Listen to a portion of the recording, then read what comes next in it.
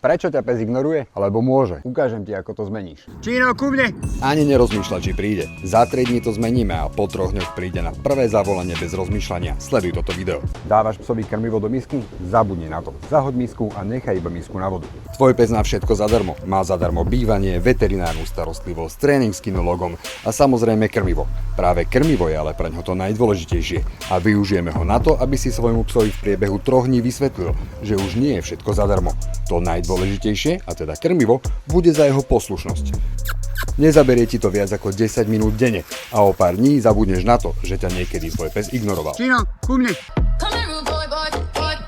Sleduj Čina, nasledujúce 3 dní ho budem krmiť z ruky a ty uvidíš zmenu. Čino, ku mne! Prídeš, dostaneš odmenu, svoje základné jedlo. Neprídeš, budeš hladný a o pár hodín ti dám druhú šancu. Pes musí pochopiť, že je nutné počúvať svojho majiteľa. Musí uveriť tomu, že keď nebude počúvať, umrie od hladu. Čino, ku mne! Yes!